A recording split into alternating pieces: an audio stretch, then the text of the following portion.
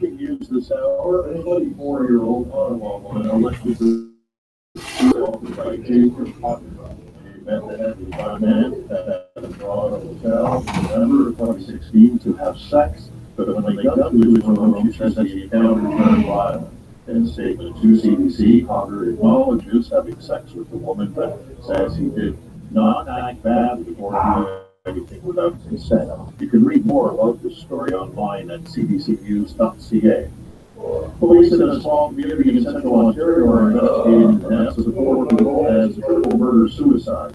Ontario Provincial Police believe a man killed 2 women and another man before killing himself in Ryerson Township. That's about 300 kilometers north of Toronto.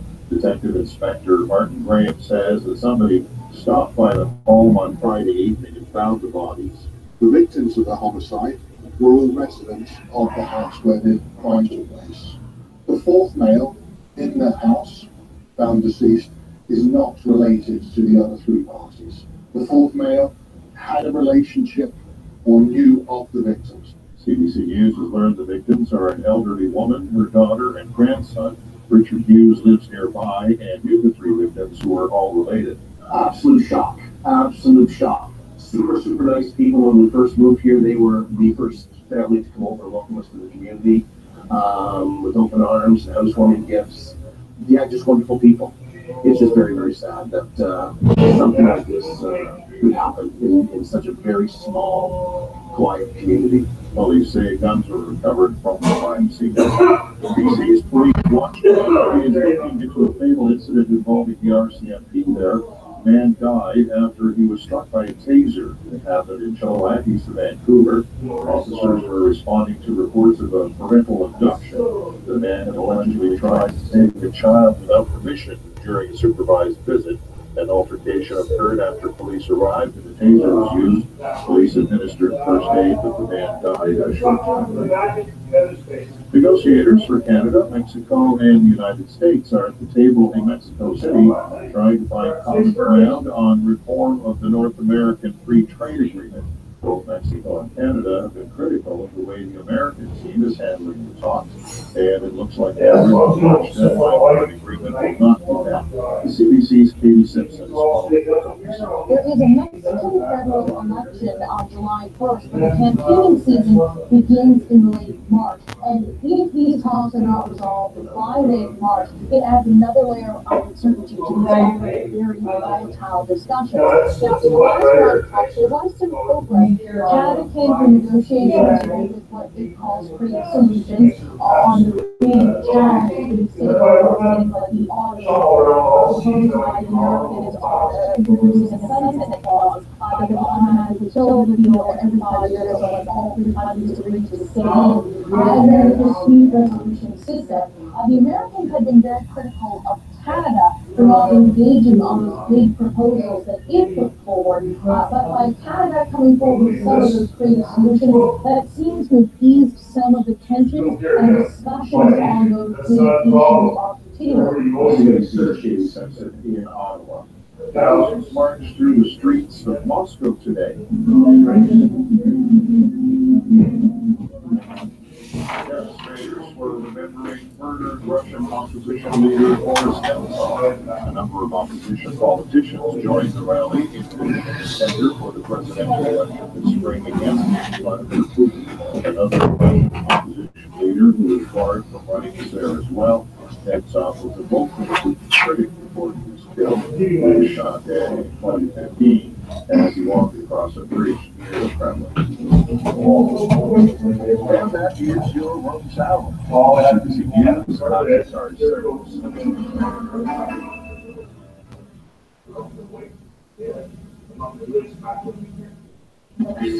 Searchlight, the hunt for Canada's next great musical act is on.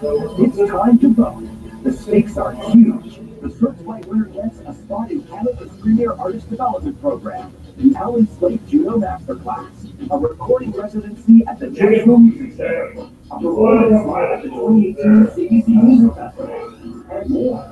Vote now, vote often at cbcmusic.ca/searchlight.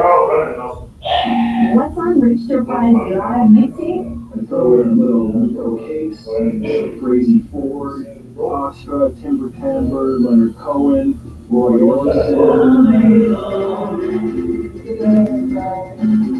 Sadie's, Clash, and all the underground rap legend K-Rock. Radio 2 Drive, weekday afternoons at 3:30, or in Newfoundland on CBC Music. CBC Music celebrates 6 decades of classic rhythm beats, ska essentials, original Jamaican jams, the UK two-tone revival of the 1970s, to the third-wave movement of the 90s and beyond. Desmond Decker, his specials, the Mighty Buzz Rock, and more. Ska essentials on your computer and on your iOS and Android devices. Go to cbcmusic.ca/stream.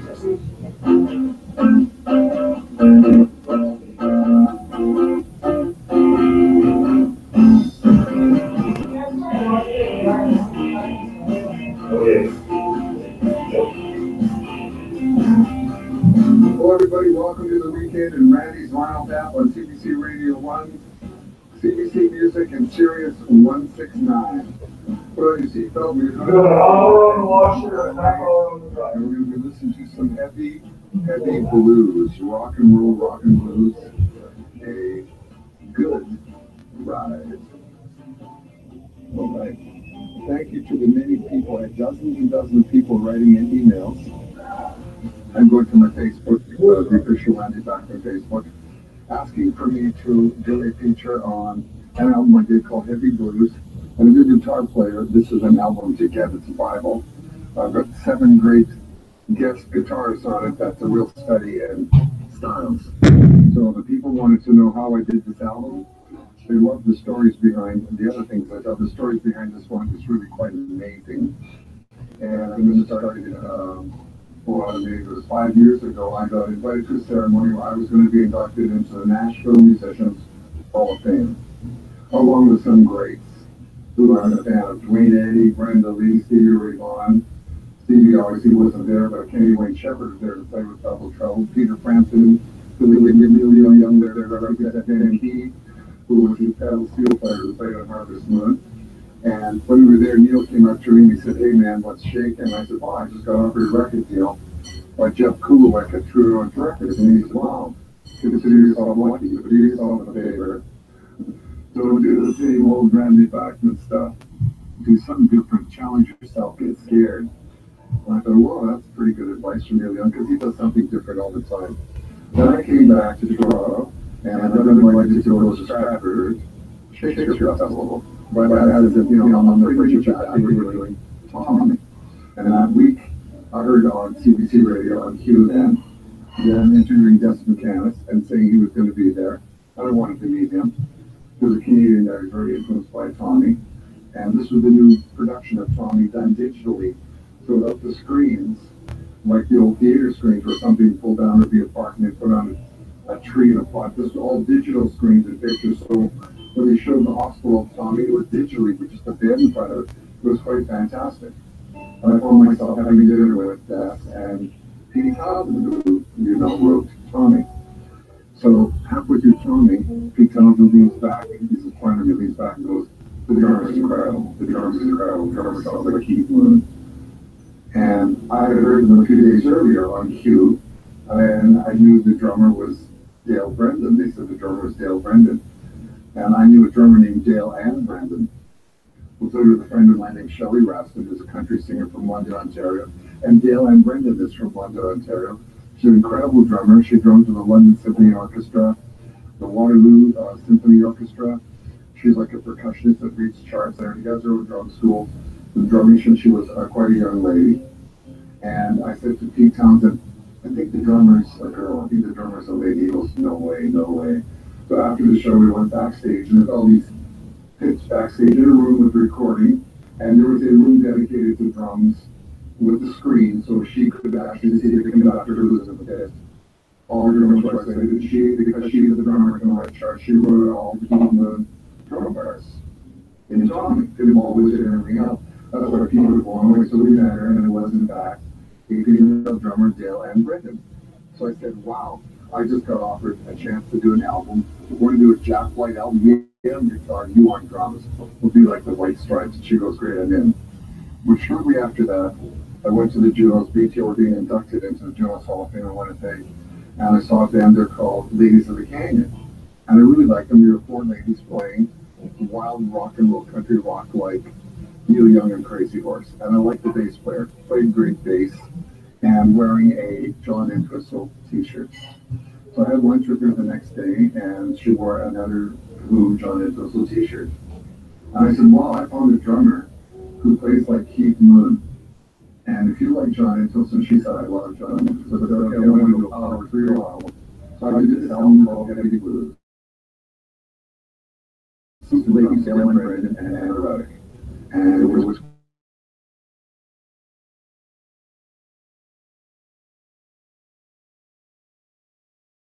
quite next. And then we found 5 days when we network studio here in Mississauga at an album. We were singing about the album.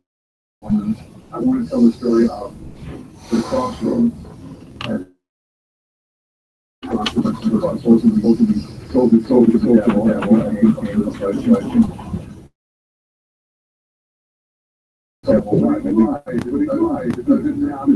So this is my song on the album, but it's with the germination of the whole album, and it's called The Devil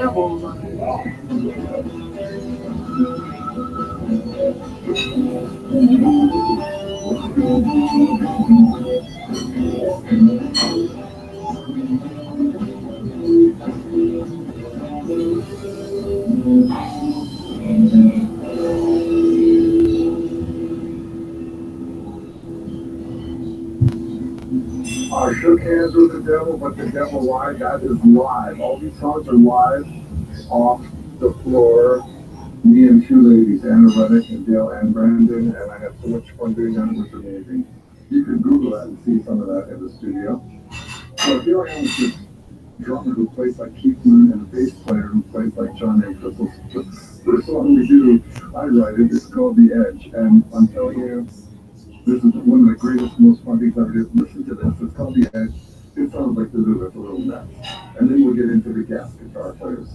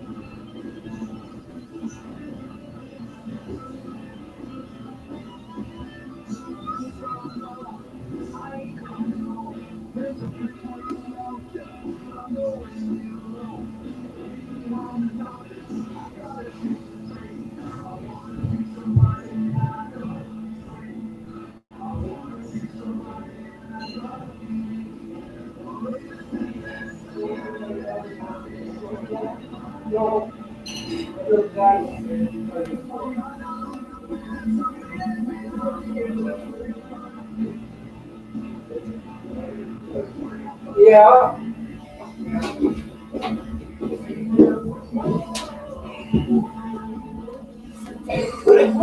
Often.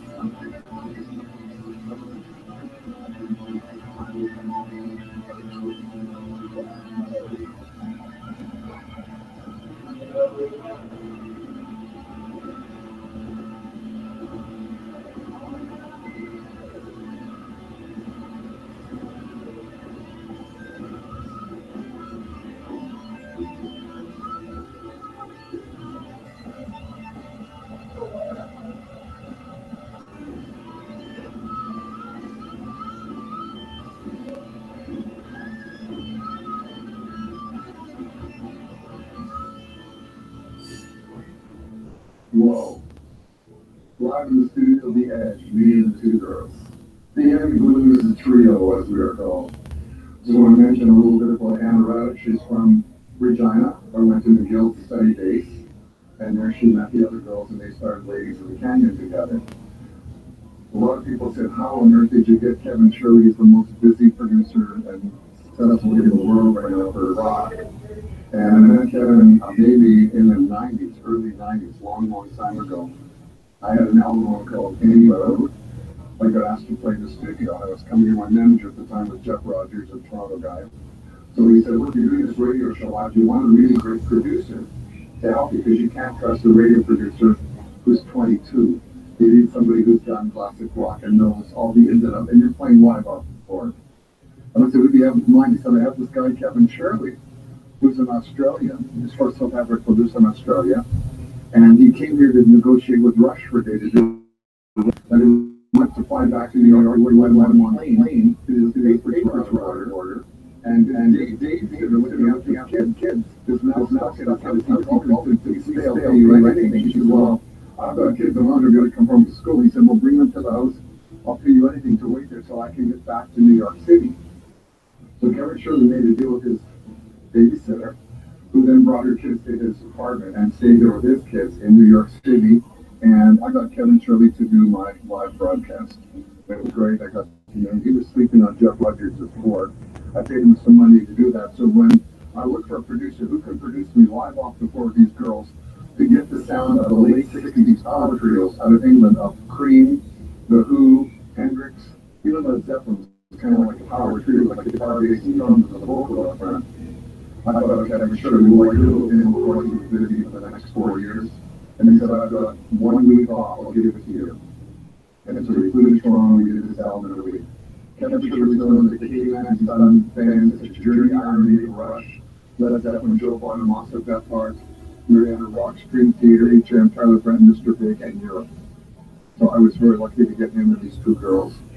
Kevin Shirley did the album in 5 days. He went home, sent me a track, and said, I got my next door neighbor to play on this track. He sent it to me, and I went, wow, who's your next door neighbor? He said, Joe Bonamassa. I had met Joe when he was 13. His dad brought him to a show BTO did in New York City. He said, listen to my son. I got this little blonde kid, looks like Beaver Cleaver with blonde hair. And he played amazing. So I've known Joe Bonamassa a long time. Here's Joe Bonamassa with a song from one of his 15 studio albums. He is keeping the blues alive around the world. His tour bus says Joe Bonamassa on tour forever. So here's that song that Joe Bonamassa opens his show with. It's called This Train. And then here's me doing a song from my album called Bad Child. And listen to my solo, which kind of comes in dreamy and slow like Clapton. And then Joe kicks in. And it's Bad Child. And Joe has a motto: if he gets me on your album, he's going to kill you. He's going to make you look real bad. He's going to come out and give his best chops. So here's Joe Bonamassa with his band doing This Train, and me and the girls on Bad Child. Joe Bonamassa.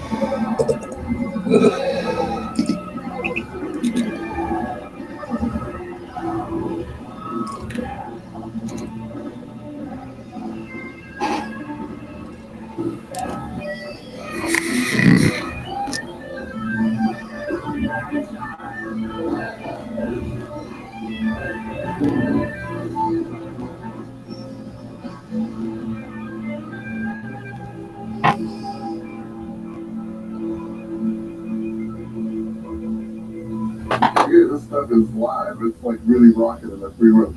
That was Joe Bonamassa joining me on a song called Dad Chow. So most of these guys, I've known Joe Bonamassa for a long, long time. Last time I saw him was in Hamilton. Went to see him last year. Amazingly enough, his mother and father were there, and they were the ones who brought him to my show. He was up with him together. I got invited to a show, I don't know, 7 or 8 years ago in Toronto at a club to see a band called the Rival Sons, who were the new Led Zeppelin. So I went to see them. I love these guys. They were great. They totally rocked. They did remind me of Led Zeppelin. The lead singer, Jay Buchanan, had the Jagger swagger and Robert Plant chant when he sang. And I like the guitar player a lot, Scott Holiday. So we really hit it off. So after Joe Bonamassa played on this album of mine, I thought, maybe I should invite a couple of other guitar players. So I met Scott, and I'd seen Rival Sons played in England and Toronto and a couple other places on the road. I said, will you play on a track on my album? He said, sure, you got to send me the track because I'm on tour. So the album was cut live. I sent them the track. They then set up their own home studio on a tour bus and played it on the road somewhere in the world and sent it back to me with no directions from me other than, I want the way you play in this album. Be yourself. I'm not going to tell you what to play. And I've linked in your solo. If you can play, then maybe I can the word document. These guys sent me such great stuff. I kept it all. So it was really great. That's how I met Scott Holiday from Rival Sons. He's from Huntington Beach, California. This song we're going to play first is written by him and Jay Buchanan, called Keep On Swinging. So it's Scott and the Rival Sons. And then I do my Led Zeppelin kind of song called Ton of Bricks, where Scott rips off the solo. So here we go. Keep On Swinging, Rival Sons, and Ton of Bricks by the Bachman Heavy Blues Trio featuring Scott Holiday.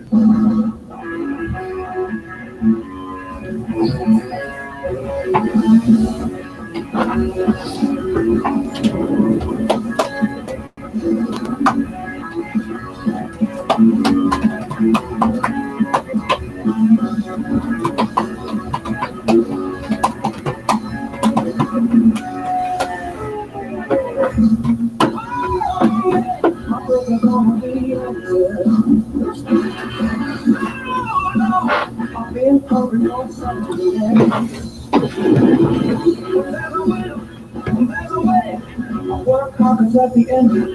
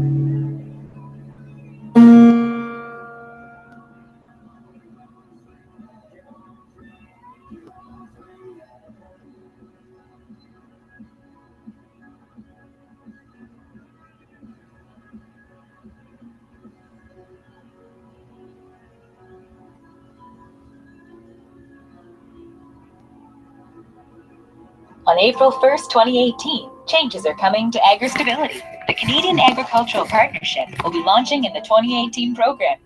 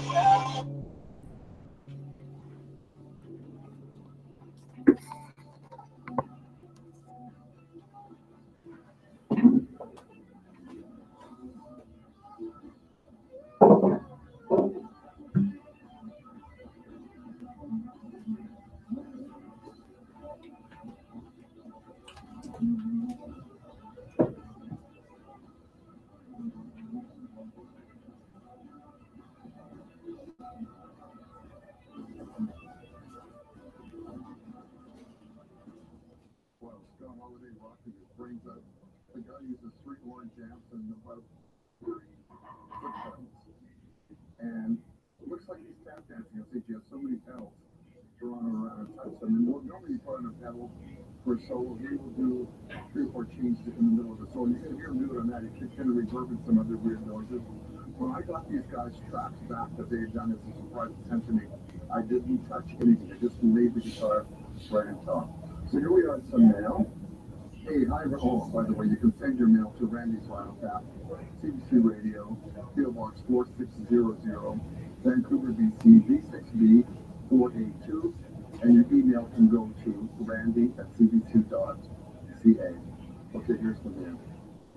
Hey, I'm not that old, but I do know this super sexy anticipation.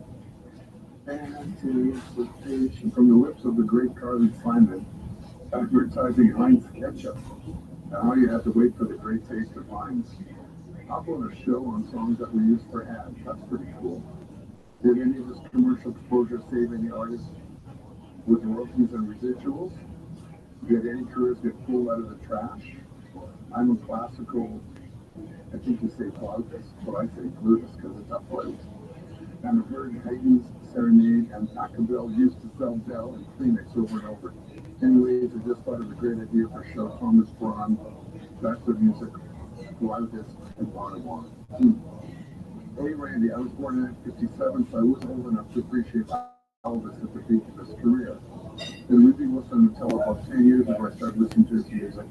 And I'm glad I did, better late than never. My wife Janet and I really enjoy this show called Elvis and Elvis Mirrors of the guys who mirrored Elvis, like Cliff Richard, Gene Vincent, Eddie Cochran. Anyways, how about a show completely dedicated to Elvis?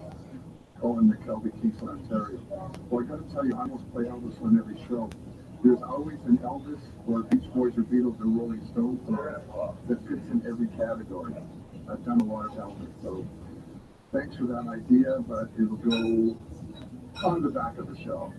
But thanks anyways. Hey Randy, in the mid-1970s, my school chums and I in North Ontario, all fans of BTO. No one was bigger fan of BTO than my friend Pete Lalonde.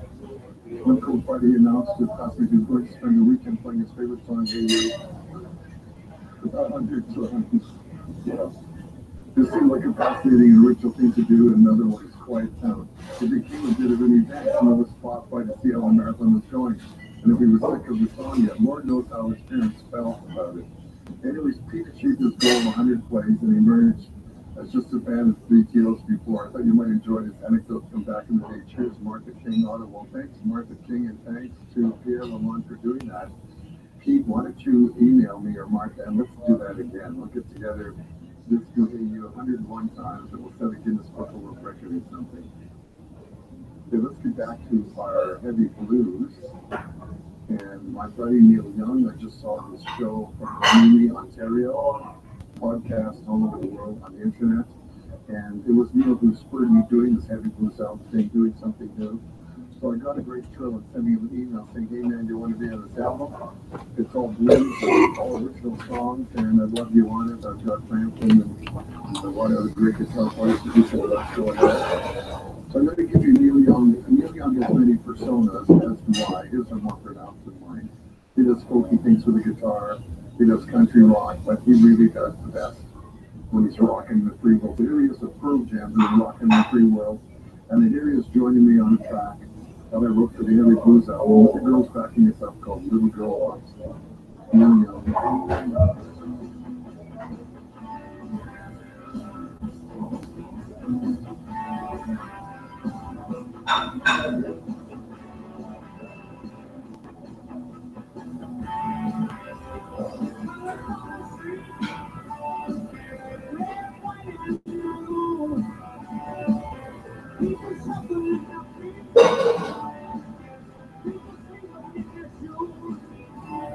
Yeah.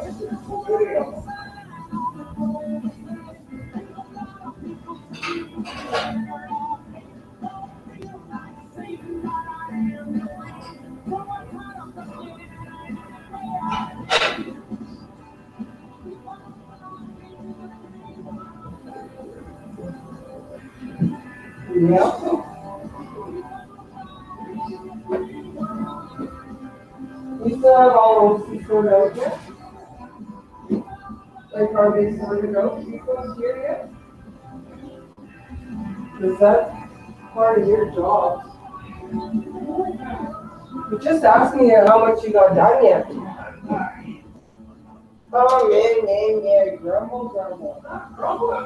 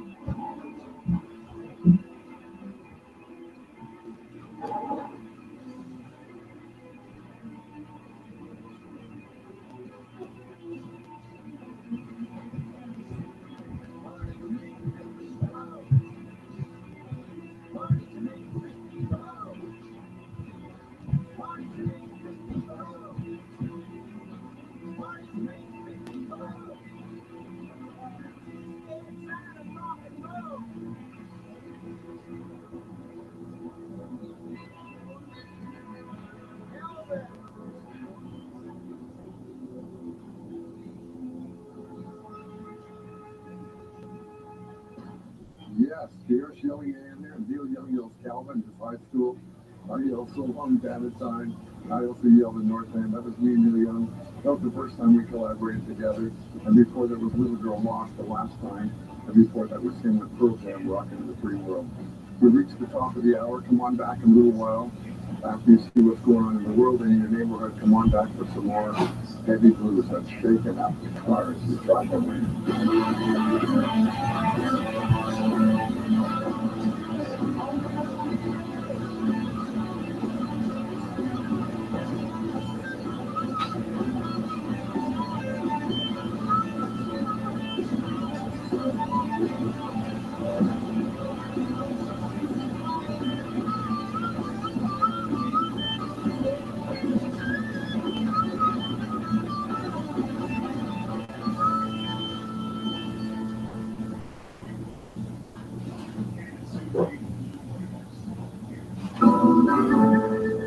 CBC News, the world this hour. Stars serves. A 24-year-old Ottawa woman alleges that she was sexually assaulted by Jacob Puggert. She met the heavily front man at a Toronto hotel in November of 2016 to have sex, but when they got to his room, she says the encounter turned violent.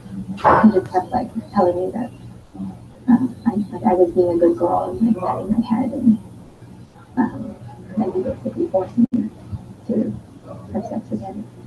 In a statement to CBC, Hogger acknowledges having sex with the woman, but says that he did not act badly or do anything without consent. You can read more about this story online at cbcnews.ca.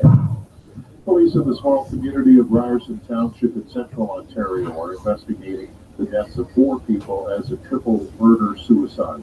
Ontario Provincial Police announced today that they believe a man killed 2 women and another man before killing himself. Police say somebody stopped by the home on Friday evening and found that what is described as a tragic scene. 3 of the dead were members of the same family and lived in the house. The 4th victim was not related by blood to the 3 victims of the homicide. The southwestern Ontario region in and around Canada remains a flood zone. A state of emergency was declared Friday. Last night, emergency teams carried out several rescues. Janet Van der Riviere lives in the flooded area. It's been very scary. The water came up really quickly. We've been able to save our property, but there's been some rescues. And there's also a cul-de-sac across the road with an island, and the water, we've never seen it over 30 years this bad. It's still very stressful. Emergency crews may still be needed to help stranded residents from their flooded homes.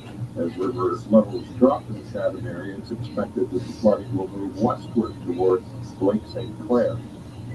The Nigerian government is confirming that 110 girls are still missing following an attack on their school in the northeast of the country. Authorities believe Monday's attack was carried out by the Islamic militant group Boko Haram, that's the same group that abducted more than 200 girls in 2014.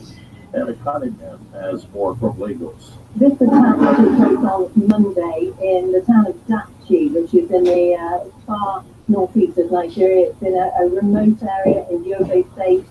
It has been very difficult to establish basic facts about the story.